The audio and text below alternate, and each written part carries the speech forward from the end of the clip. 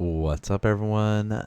NanMan here with some more modern action, and we're back with the 2026 meta. Of course, every Monday we do have our 2015 content coming out, and right now on Thursdays is our 2026, and we just had a big ban announcement take place, so that's why we've got some new decks to kind of show off for this match here. Of course, if you did not see it, we had two cards banned in Modern. That was, of course, Flage, Titan's Fury. So the Boros Titan has been banned. So basically, we're left with one Titan that doesn't see any play at all. But like all the best ones, Uro, Flage, those kind of powerhouses have gone away.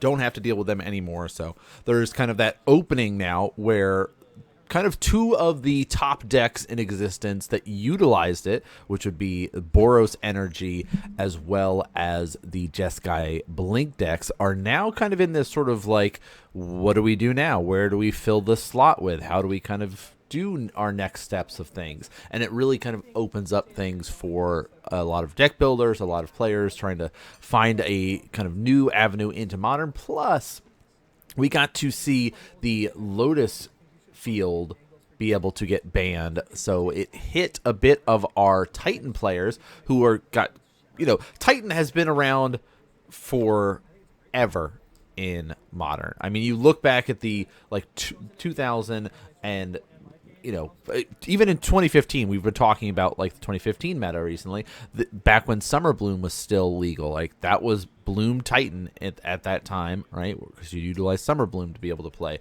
And it has kind of shifted and changed over the years as players have kind of pivoted. And it sort of fell into this like land loop deck and less about the Titan style that I guess the old school style went for there. So, that did get banned. And then we had two big unbannings, one of which was banned relatively recently, which is the Violent Outburst. And so, a lot of the Rhino players are very excited about that. Of course, Cascade into the Rhinos, be able to start stampeding over your opponents. Also, some Living End. We had a Living End player play at the event that this was recorded up in, and so we'll see some of that in the coming days, so you guys can check out some more of that. But the other big one, Zamate's Jitte there. So Jitte is unbanned. That's why we've got the Jeskai Stoneblade featured here. A lot of players are experimenting and testing it out. I've been seeing some Esper lists running around. Now, if you're not familiar with Jitte, it is a very cool equipment there. Because the way that it works out is, and it did just get reprinted as well in the Spider-Man set. Ralph's Jitte is there. But so if you're not familiar, let's kind of break it down and talk a little bit about it as these players are sort of trying to resolve Felia and things like that. But Jitte is whenever the equipped creature deals combat damage. Not specifically having to be to a player, but any damage that it deals. So if you try to block this creature, guess what? We're going to be putting two counters on Jitte. We can remove one counter to basically like choose your own adventure.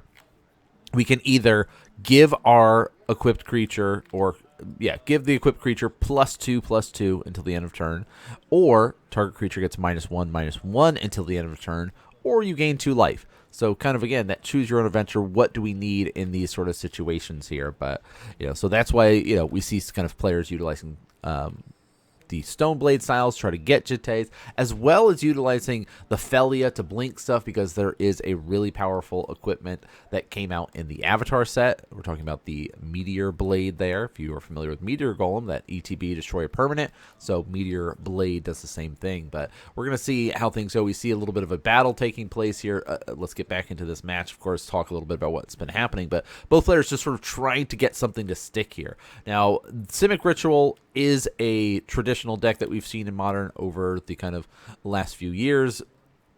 At least, really kind of, I say last few years at this point, but really it's basically when Birthing Ritual came out, the players have slowly started to kind of find a way to utilize this when Modern Horizons 3 came out. And it kind of has stuck in this sort of like tempo-y, counter-y deck that's goal is to do this, get an Abhorrent Oculus out and sort of take over the game here. So we're going to see how this works. Looks like we're going to have a response and try to go for a Solitude. Subtlety is going to respond to this as well, so we see a bit of a wizard battle going to be putting a stop. And there's the catch saying, oh no, that does go either on the top or the bottom. It does not go, of course, you know, into the graveyard there. So I like seeing that. So, yeah, definitely this is going to be a cool match because we get to see kind of a new school deck versus a, you know, existing deck in the meta and how this might work out there. So if you like this sort of content, consider subscribe and follow along. We do have gameplay every Monday and Thursday here. And there's the Felia. We're going to blink the Oculus out of existence. Are we going to go for the trade here? Looks like that is the case. Because, of course, our Manifest Dread, which we could have kept around if we wanted to flip it, but I like the trade-off 2-2. Oh, look at this. Attempting to bring it back into play. Consigned memory going to be saying, no, you may not get that back. We're consigning, of course, the trigger off the Felia to return that at the end of the turn. Not going to happen, keeping the Oculus in exile. So great little bit of interaction available there. And these sort of cool nuance plays that, you know, you get to see if you start piloting with cards like Consign, with Felia, like these lines that you might not be as used to. So very cool to see. Cryptic Coat coming down, another really powerful equipment. I think that's the other thing is like, where are you going? How are you going to be able to kind of utilize your equipments? I built up a blue-white style of Stoneblade deck with it. I was not currently running Cryptic Coat, but I feel like I need to just because of the idea of this cloaking ability. So again, if you're not as familiar with the cloak style of it, you're going to take the top card of your library, put it onto the battlefield as a 2/2 creature with Ward 2. You can then, just like your Manifest Dread, pay the mana cost of it and be able to flip it over as a creature, of course, if it is a creature. So whatever it is, we are going to be able to keep it on top there. So maybe it's a creature or maybe it's something we don't really care about. We'll see. Upkeep. Oh, it is a creature, and it's a Riddler here. So I like this. We're going to go to our draw step here. And it says, I'd like to respond. Well, there's not necessarily a window to respond except for the transition in. It says, you know, it's not. I'm trying to move into my draw step.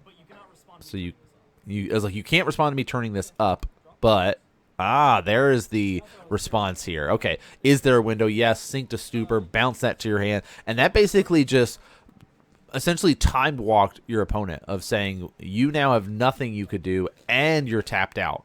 So now I have this window to capitalize, and Icy Fang will be able to go. Of course, we still have that Ritual over on the side up there, which then, wow, we found an Oculus in that top 7. Very nice to see. I love Ritual decks just for just how much you get to look through and see your deck, and just the way that they're designed is really nice. Also, that Mist Village there to help make something uncountable is really cool to see. I like that addition there, but looks like we're going to be exerting. That was the other thing, too, is this Jeskai Stoneblade player was talking about looking for spots to kind of build this Stoneblade deck, and was like, oh, I would have played like a Jeskai Blink style of deck previously, but now that Flage is gone, let's just kind of adjust the package a little bit and put in the Stoneblades, put in these other equipments here, and just sort of go from there. I've already got the arenas to kind of fill that spot. So, I don't know what the best Stoneblade deck is yet. I ran into the challenge of basically casting a lot of Jittes and not equipping as many. And I don't know, like, I'm trying to think, it's like, am I just like doing this sort of back and forth like what we're kind of seeing right now? Is this like, we're fighting over stuff and resources and how we're sort of managing the board state so much that, we haven't really gotten a chance to utilize that. Oh, that Coiling Oracle turning into a Harbinger, basically turning off all of the Stoneblade players' lands, makes it tough. So that will be the scoop up there, and game 1 going to go to our Simic Ritual player there. So very nice to see. Also, we've got a little bit of sideboard stuff we're going to be talking about later in the video, so stay tuned as the players will be able to do a little bit of discussion there, but we see a bit of what they might be bringing in here in this match. We're interrupting our gameplay to let you know about our new affiliate with Nerd Gear. Nerdgear.gg/NanMan will take you directly to the website, and as you can see, they've got a bunch of awesome gaming accessories from playmats, life counters with the life tracks, playmat holders, and more. So make sure you do some browsing on the site, find some goodies, and then use the code NGNanMan for 5% off your entire order. But let's get back to our gameplay. All right, of course, check out our affiliate link over there if you're interested in some nerd gear stuff. There's some sleeves, there's some dice, some playmat holders, all kinds of goodies that you all can get access to. So use our code to get some 5% off there. But let's get into here. It's game number 2, sideboard action taking place. What sort of play we've got? Looks like Force of Negation, an Oculus in the opener there. That's always tough to see the Oculus. Yes, you can hard cast it there, but it's definitely something you want to hit off of the off of the ritual there. But turn 1 Ragavan is very nice. Get the pressure and threats out. I think that's the other big thing is like you need a deck if you're going to be playing the Jitte style. You need a deck that has enough creature-based threats that you can be able to utilize the equipment. And that's why you're seeing sort of like this Jeskai style here. That's why you're seeing some players do the Esper, so you get access to like Psychic Frog. So, ooh, this is cool. Attack will get a nice little threat here. Okay, and we'll have 3 mana that we can cast it. So, Shardless Agent is very likely going to be ours. So, of course, being on the Jeskai, we do have access to blue. So we go red, blue, and then the green off the treasure to cast the Shardless Agent. And we've got a Cascade trigger now. But looks like our Ritual player is going to be having a response. We'll see they're fetching up right now. What? I mean, they're not. You don't really see any like consigns or things like that in the list with that quick little glance through of what our Simic Ritual player has, and they're going for a Surveil land, which is going to be really helpful and really useful, especially because they've got that Oculus in hand. So the idea here that we're going to start maybe potentially filling up our graveyard a little bit and try to set up for that line, but is the pressure and the threats just too much with the Shardless Agent and the Ragavan to kind of deal with? We'll have to see what sort of options. Oh, Subtlety is nice. Oh, getting rid of the Oculus. Okay. Ooh, okay. The owner of the spell puts it on top, so it's not the controller of it. So it's basically saying, I will get my Shardless Agent back here. So we will put that back on top. Oh, I'm sorry. Hold on. I need to do my Surveil. I have to resolve my Surveil first. So I like that. So they are just going to confirming real quick. He says, okay, let me put that back. Okay, so this will be from this, and then I'll put this there. So just the ordering, the sequence thing, they just kind of smoothed it out for us there. And, ooh, Ophelia off of there. I don't know. I feel like, look, there's 3 cards in the graveyard already, about to be 4 off of that fetch. Oh, there's a second Oculus. Okay, that makes total sense then. Okay, we already had 2 Oculuses. Looks like there might have been a Sink into Stupor as well. Ooh, Riddler and with Felia. Oh, no, that's too much. Yeah, let's scoop it up. Let's just go to game 3. Not going to have to worry about it there. That is a really tough spot to be in. All right, let's see what the game number 3 has in store for us. So, yeah, we didn't really see, so far we've seen kind of the Blink package that existed there, right? Felia is a really powerful creature in these sort of Stoneblade style of decks. I mean, one, you can sit here and blink your own stuff, you can blink your opponent's stuff, but also you have this, like, blinking of things like the Meteor Blade, blinking of Stoneforge Mystic. So another turn 1 Ragavan is really a great spot to be in, though. So again, it falls on our Simic Ritual player to find a way to deal with this. We'll see what they decide to do. How will they decide to react? Do they've got like an early ritual that they can drop down? Big shuffles coming out here, though. It's a tough spot for sure. I don't know. What do you guys think of the ban list, though? While we're in this, shuffle mode here, are you happy with the bannings? Did you want to see some more unbannings? I know people still are talking about like, punishing fire should be unbanned or things like that, but it's also like, as a fan of creature-based decks, I don't want to have to sit there and play against the punishing fire Grove of the Burn Willow decks. I really don't. If you've never been on the receiving end of that, you are very lucky. I'll say that. But I have been on the receiving end of that, and it is not a fun experience to have to deal with. To be like, well, I guess I just don't have any way to stop you. I mean, now there's like force negations and things like that exist that can help exile it, but still. Ooh, wizard battle happening here. Got a Solitude. We got an Ephemerate. Do we have a Flare here? So you said you're going to gain one. So once this ability resolves to exile, I'm going to Ephemerate. It says, okay, all right. So they did clear this up. No, you already said you would like to gain one. So once that is the case, like it's the ETB stuff, right? ETB, that's going to go off, and then the sack trigger with the stack trigger for the evoke on the stack. I'll try to Ephemerate it there. All right, passing on over here. Oh, taking 3. Oh, there is. Okay. Shardless. We see a ritual in hand, so we're trying to maybe get... Okay. Fibblethip, the loss. We will only draw 1 off of this instead of 2 because we're not casting it from our library, right? We're casting it from exile. Basically, the Cascade, you put them all into exile or reveal them all. Attempt to do a Felia, which that will be met with a Flare, which is really good. There's the Ephemerate coming from exile here, off the rebound. Move to combat. Yep. There's the beat. Oh, hey, here's a Mystical Dispute. You're not going to cast that. So drop to 13, another treasure. Oh, Stoneforge. What are we getting? Is it Jitte time? I mean, we have a lot of pressure. Maybe we just... That's the other thing, too. It's like whether or not players are running Cauldra Complete. I'm running it in mine, but I think doing stuff like this, the easier to cast stuff. Cauldra Complete can sit in your hand if they respond to your Stoneforge, but Icy Fang will come out. It says, I can't get... Oh, there it is. There's the Meteor Sword. It says, hey...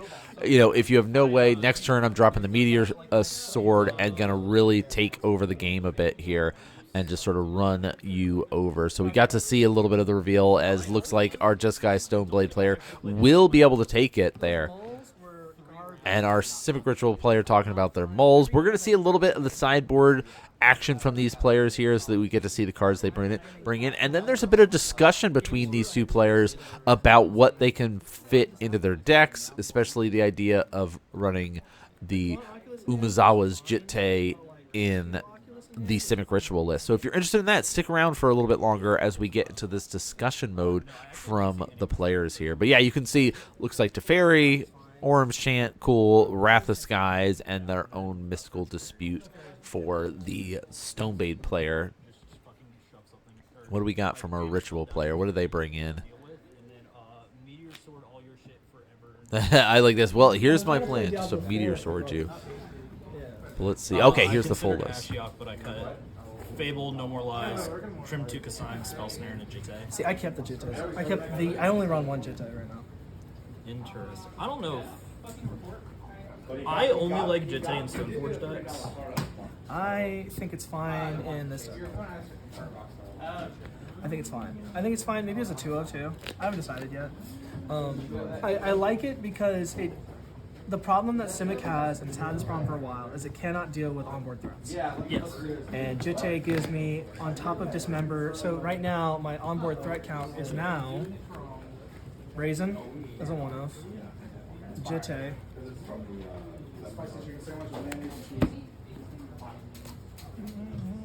and 2 Dismembers.